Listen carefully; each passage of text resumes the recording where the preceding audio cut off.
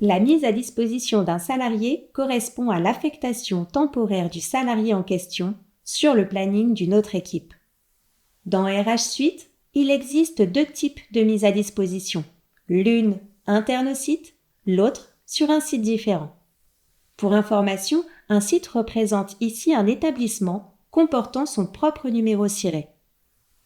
Il s'agit du premier filtre d'affectation en haut à gauche de la page principale. Cette vidéo vous présente la procédure de mise à disposition interne, c'est-à-dire l'affectation d'un salarié sur une autre équipe interne à son propre site de rattachement, et externe dans le cas où le salarié serait affecté à un site différent de son site de référence. Nous terminerons par le processus de validation des présences dans le cas de la mise à disposition. La mise à disposition au sein du même site. Aucun avenant au contrat n'est nécessaire. Dans le cas où la mise à disposition du salarié se fait sur un service ou une division interne à son propre site, le process sera inchangé quelle que soit la durée de la mise à disposition. Pour cela, allez dans le module Planning et sélectionnez le site du collaborateur concerné, sa division et son service. Glissez ensuite simplement le Shift MAD sur la ou les journées de mise à disposition du collaborateur. Spécifiez les heures de mise à disposition, la date et en bas, précisez le site d'affectation temporaire, la division et le service du collaborateur. Puis, validez. La mise à disposition est alors opérationnelle.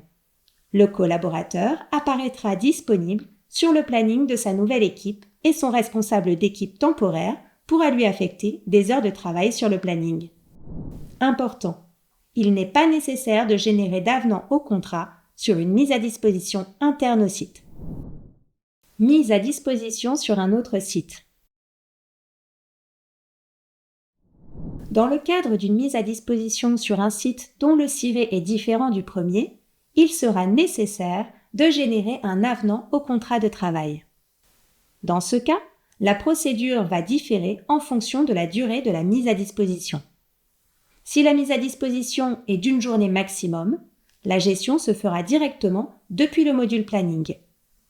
Si à contrario la mise à disposition se fait sur plusieurs jours consécutifs, il faudra alors générer une convention de prêt depuis le module Contrat. Mise à disposition d'une journée maximum. Dans le cadre d'une mise à disposition de moins d'une journée, le process se fait comme pour la mise à disposition au sein d'un même site depuis le module Planning. Vous sélectionnez le collaborateur concerné et faites glisser le Shift MAD sur la journée de mise à disposition. Renseignez ensuite les heures de travail, ainsi que le site, le service, l'employé et la fonction pour lesquelles le collaborateur est mis à disposition.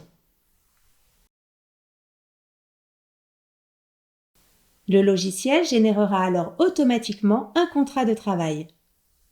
Pour le consulter, le valider et le faire signer, allez dans le menu Contrat, Liste. Sélectionnez le site d'origine du collaborateur en haut à gauche, puis cliquez sur Voir. Vous pouvez le consulter, le valider et demander la signature électronique.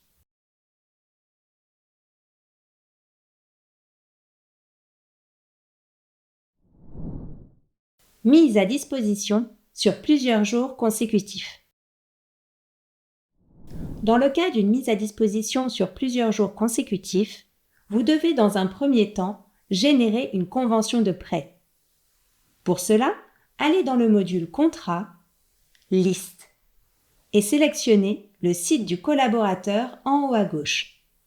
Puis, cliquez sur Créer un contrat.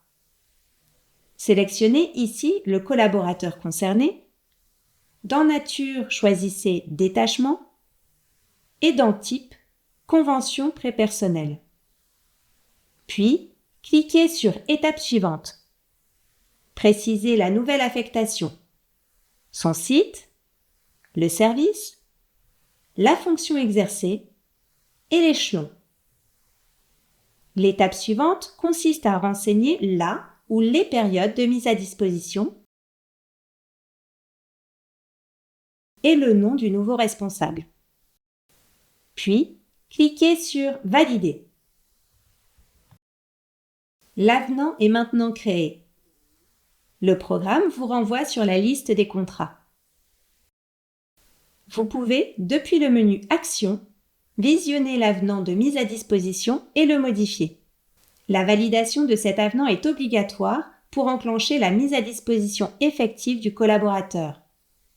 Sélectionnez « Oui » dans le menu déroulant, puis cliquez sur « Valider ». Vous pourrez alors générer le document et demander sa signature électronique.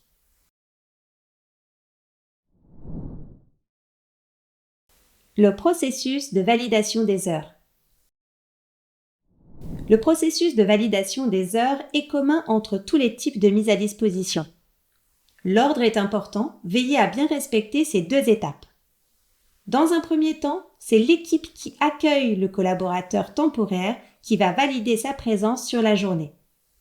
Puis, dans un second temps, c'est l'équipe qui prête le salarié qui valide la semaine du collaborateur. De cette manière, les compteurs du collaborateur seront générés correctement.